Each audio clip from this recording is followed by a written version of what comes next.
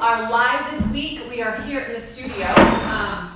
We are here in the studio, and so Brad's moving some furniture around, but we're excited to talk about when should you breathe. This is a question that I get a lot, and I thought it'd be great just to make a video for you. So, first of all, depending on who trained different people in Pilates, there's like many schools of thought on breath, which is like, you inhale when you open the springs, you exhale when you close them, always. Or you inhale to do this and you exhale to do this.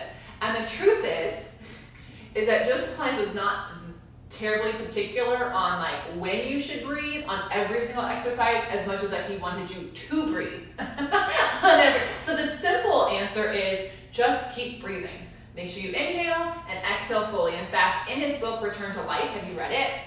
In his book, Return to Life, he talks about how the lungs are a cemetery for disease and despair, and I don't think he said despair, but he definitely disease and infection, which is probably the same thing. So basically, we tend to not exhale. It's really cool. I'm really into breath work, and the book by James Nestor called Breathe talks about the history of what we know about breathing. And what's so cool about Joseph Pilates is he was on to something. The perfect breath is an inhale for 5.5 seconds and an exhale of 5.5 seconds. In the yoga world, when they do this one like kind of mantra breathing, it is 5 counts and 5 counts. It's really cool. The 100, inhale for 5, exhale for 5. So he was designing the perfect breath in his first exercise you on the mat. And then ideally, you would actually, keep breathing. So the most important thing is, unless it is said to hold your breath, you don't hold your breath. You inhale and you exhale. The reason is that when you're walking, you don't go inhale right foot, exhale left foot, inhale right foot, exhale. You don't do that. You just breathe. But let's talk about where you should breathe from, because I think it's going to be a little bit more helpful for you today. So if you want to join me, lie on your back, knees bent, place one hand on your chest, heart area, and one hand on your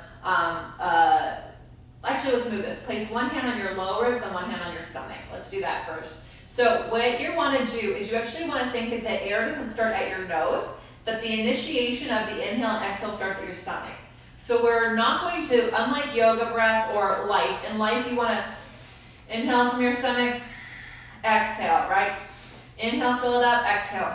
In Pilates, if we keep inhaling into our belly, we're going to lose connection to our abdominals, which is not helpful. So what we're going to do is we're going to put one hand on your belly, one hand on your low ribs. Inhale, fill the abdominals, start the inhale, and actually pull in towards the mat. So you can see they went in on the inhale. That forces me to fill my lungs up, the back up, which is really great. You want that broad back. And then when I exhale, I'm going to exhale more from there. Inhale, exhale, inhale. So it just keeps getting more and more connected, and that makes that easier when you're moving. So if I'm doing this, I don't want to inhale and push the air into my belly because I'm in contraction. So I inhale and it's all there. When I exhale, it helps me pull everything in. So that's your goal. So with one hand on your ribs, what you can feel is, you don't want to feel either of these things lift up. You want to feel them both go down on the inhale, and on the exhale, it gets deeper. In fact, there could be even space. If you're worried like, oh my gosh, it feels very chesty, then it probably is. So you can even put your hands underneath your low ribs. Inhale into your low ribs, take up space. Exhale. Inhale, like an accordion. Exhale. So what we don't, stick with me on this massive journey, because there will be lots of breath work stuff that I'll talk about more. But in Pilates, only in Pilates, you want to keep this engaged and really breathe into the back of your lungs. When you're doing life, you want to do abdominal thoracic breathing. But the idea is that you should feel like your lungs are an accordion when you're doing Pilates.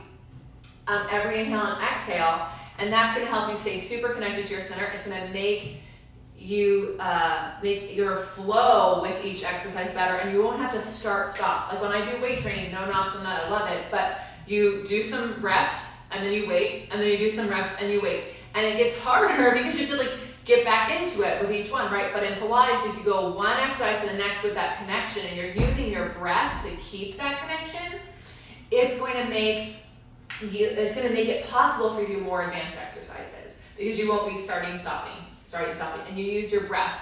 And so for a lot of people, I think, instead of thinking anatomically, if you can actually focus on continual breath, full inhales, full exhales, and if you can make the exhale longer, good job, you will actually see your practice advance faster than if you're like, know what your humerus is doing in an exact moment. So thank you for that question. Your questions make these videos, so keep them coming, put them in the comments below. And next week, stay tuned. We are gonna be from a surprise location